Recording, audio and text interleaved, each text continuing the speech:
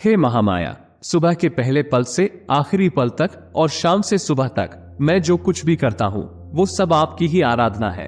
जय श्री राम। प्रिय श्रोताओं, जय हो बाबा नीम करौली महाराज की, जय हो गुरुदेव नारायण दत्त श्रीमाली जी की। एक और ज्ञानवर्धक एपिसोड में आपका स्वागत है। क्या आपने कभी सोचा है कि मंत्रों का जाप किए बिना और एक भी पैसा खर्च किए बिना परी को बुलाने का आसान और बिना जोखिम का कोई तरीका है? हाल ही में हमें आप जैसे दर्शकों से कई संदेश मिले हैं जो बिना किसी मंत्र साधना के परी को देखने का, उसे बुलाने का एक सरल तरीका खोज रहे हैं। आपकी जिज्ञासाओं को देखते हुए मैंने आपके जीवन में परी को बुलाने का सबसे आसान, सबसे शक्तिशाली तरीका प्राप्त करने का फैसला किया। और दोस्तों, परिणाम आश्चर्यजनक हैं। आज मैं आपके साथ एक अविश्वसनीय और सरल तरीका साझा करने वाला हूँ जो आपको शिवरात्रि को करना है। तो इस जादुई प्रक्रिया को जानने के लिए अंत तक हमारे साथ बने रहें और आप देखेंगे कि आपके जीवन में परी को बुलाना कितना सरल हो सकता है।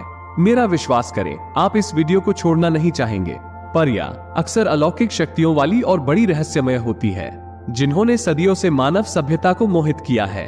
विभिन्न संस्कृतियों में परियों को प्रकृति की आत्मा, पृथ्वी के संरक्षक और सौभाग्य लाने वाली के रूप में देखा जाता है। सेल्टिक लोक कथाओं से लेकर आधुनिक कहानियों तक परियों को प्राकृतिक दुनिया के रक्षक और जादुई शक्ति वाली रहस्यमय शक्ति के रूप में देखा जाता है, जो किसी की भी कोई भी इच्छा पूरी करने में सक्षम है। तो अगर आज की वीडियो आपको अच्छी लगे तो वीडियो को लाइक और चैनल को सब्सक्राइब करना ना भूले। और हाँ, नोटिफिकेशन बेल आइकॉन को जरूर दबा दे, जिससे आने वाली सभी वीडियो आपको तुरंत ही प्राप्त हो जाए। ऐतिहासिक रूप से परियां परंपराओं का एक हिस्सा रही हैं, जिनका अस्तित्व कहानियों के माध्यम से पीढ़ियों से चला आ रहा है। ये कहानियां अक्सर परियों की एक मायावी दुनिया के विषय में बताती हैं, जो इन परियों को आकर्षक और रहस्यमय दोनों बनाती हैं। कई परंपराओं में परियों को इस मानवीय दुनिया और आध्यात्मिक क्षेत्र की दुनिया के बीच मध्यस्थ के रूप में दिखाया गया है। इन परियों के पास अलौकिक ज्ञान और शक्तियां होती हैं। कई संस्कृतियों में ये माना जाता है कि परियां अक्सर उन जगहों पर रहती हैं जहां प्रकृति सबसे अधिक खूबसूरत होती है, और प्रकृति से उनका ये जुड़ाव इस विचार को उत्पन्न करता है कि परियां पर्यावरण की संरक्षक होती हैं। लेकिन साथ ही परियों के बारे में कई मिथक और गलत धारणाएं हैं। एक आम मिथक ये है कि परियां हमेशा दयालु होती है और किसी को कोई हानि नहीं पहुंचाती हैं। लेकिन कई सभ्यताओं में उन्हें शरारती और यहाँ तक कि दुष्ट के रूप में भी दिखाया गया है। परियों की अलग अलग प्रकृति को समझने से हमें सही मानसिकता के साथ उनसे संपर्क करने में मदद मिलती है। यदि आप हमारे चैनल पर नए हैं तो हमारे चैनल को सब्सक्राइब कर ले, क्योंकि हम रोज ऐसी ही साधना आपके लिए लाते रहते हैं। सभी तरह की साधना के विषय में आपको अवगत कराते हैं। और हाँ, नोटिफिकेशन बेल आइकन को दबाना भी ना भूले, ताकि हमारे वीडियो का नोटिफिकेशन आप तक पहुंच सके। और अगर वीडियो अच्छी लगे तो लाइक करें और कमेंट में जय श्री राम अवश्य लिखें। एक और गलत धारणा यह है कि परियां सिर्फ बच्चों की कहानियों में ही होती हैं, जबकि परियां उन्हें बुलाने वालों की आध्यात्मिक साधनाओं में भी महत्वपूर्ण स्थान रखती हैं। परियां कोई मनमौजी पात्र नहीं है, वे सांस्कृतिक परंपराओं और आध्यात्मिक साधनाओं के साथ गहराई से जुड़ी हुई हैं। कुछ लोगों का मानना है कि परी को बुलाने के लिए शक्तिशाली अनुष्ठान और मंत्रोच्चार की आवश्यकता होती है। हालांकि जैसा कि हम इस वीडियो में देखेंगे, जटिल साधनाओं के बिना आपके जीवन में परी को बुलाने के सरल और सुलभ तरीके हैं। परी से मिलना एक गहरा आध्यात्मिक अनुभव हो सकता है। कई परंपराओं में परियों को ईश्वर का संदेशवाहक माना जाता है, जो हमारे जीवन में मार्गदर्शन, सुरक्षा और आशीर्वाद लेकर आती हैं। परी को देखना आध्यात्मिक क्षेत्र के साथ बनने वाले हमारे गहरे संबंध का संकेत हो सकता है। परियों को अक्सर जीवन में होने वाले परिवर्तन और बदलाव से जोड़ा जाता है। उनकी उपस्थिति विकास के समय का संकेत देती है। परियों को अपने जीवन में बुलाकर हम अपनी किसी भी इच्छा को पूरा कर सकते हैं। इसके अलावा परियां हमें हमारे आसपास की रहस्यमय दुनिया और शक्ति की याद दिलाती हैं। परियों को बुलाना हमारे चारों ओर मौजूद जादू को पाने का रास्ता हो सकता है। इस सरल अनुष्ठान को करने के लिए आपको कुछ खास वस्तुओं की आवश्यकता होगी, जो आसानी से घर पर ही मिल सकती हैं या फिर कम से कम खर्च में प्राप्त की जा सकती हैं। यहाँ मैं आपको उन सभी वस्तुओं के विषय में बता रहा हूँ जिनकी आपको आवश्यकता होगी। आपको एक लाल कपड़ा जो कि नया और रुमाल के आकार का हो, चमेली का तेल, एक अच्छा इत्र, एक मिट्टी का दीपक, दीपक के लिए घी और एक कोई भी मीठा प्रसाद। इनमें से प्रत्येक वस्तु अनुष्ठान में महत्वपूर्ण भूमिका निभाती है।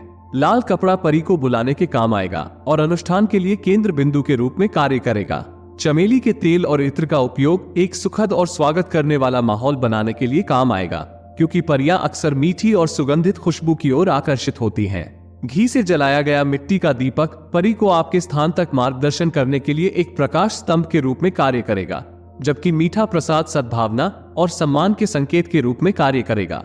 अनुष्ठान करने से पहले खुद को मानसिक और आध्यात्मिक रूप से तैयार करना महत्वपूर्ण है। एक शांत, आरामदायक जगह ढूंढकर शुरू करें, जहां आपको कोई परेशान न करे। यह आपके घर का कोई कमरा या आपके बगीचे में कोई शांतिपूर्ण जगह हो सकती है। अपने दिमाग को किसी भी तरह के तनाव से मुक्त करें और अपने जीवन में परी को आमंत्रित करने के अपने इरादे पर ध्यान केंद्रित करें।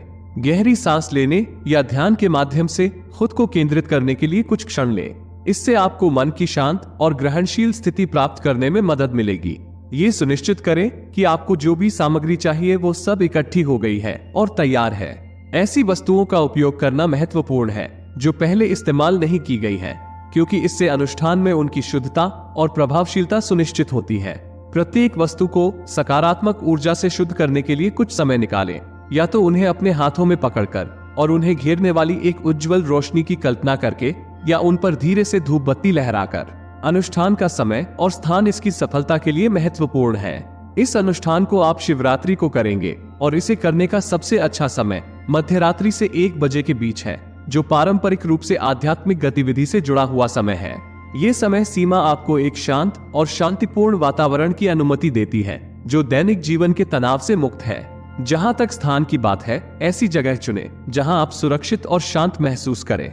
यह आपकी छत, बगीचा या कोई अन्य बाहरी स्थान हो सकता है, जहां से आपको रात के आसमान का स्पष्ट दृश्य दिखाई देता हो।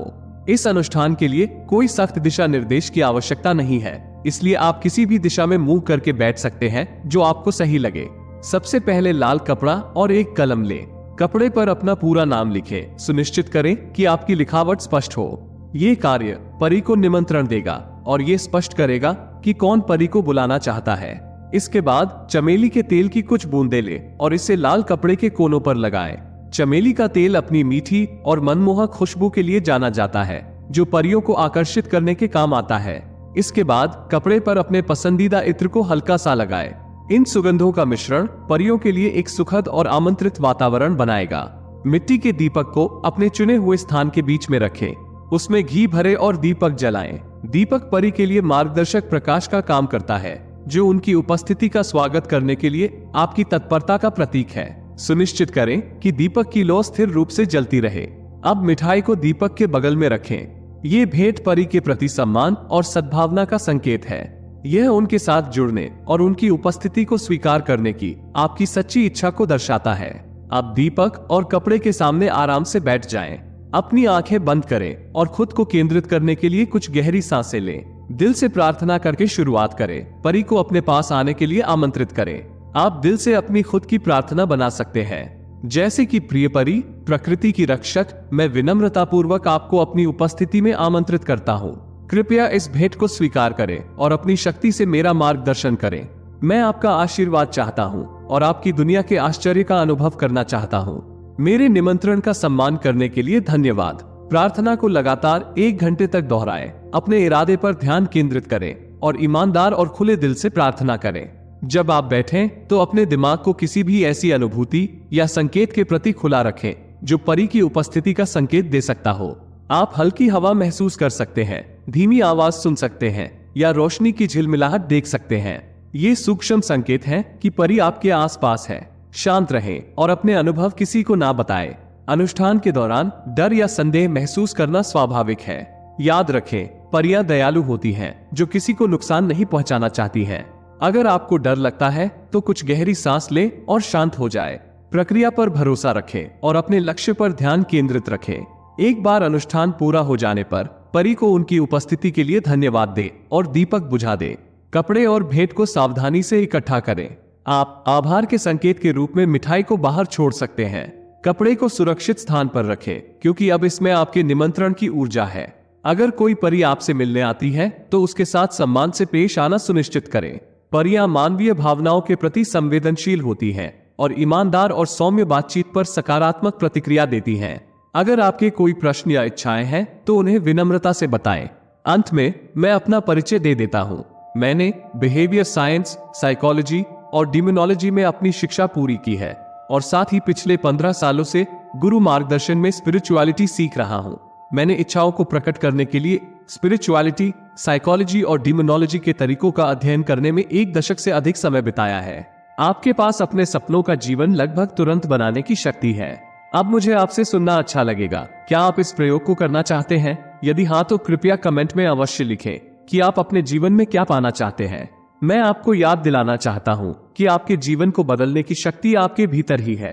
आपका अवचेतन मन एक शक्तिशाली उपकरण है जो आपकी इच्छा के अनुसार कुछ भी हासिल करने में आपकी मदद कर सकता है। याद रखें, हजारों मील की यात्रा एक कदम से ही शुरू होती है। आज से ही मंत्र जप शुरू करें और अपने जीवन में बदलाव का अनुभव करें।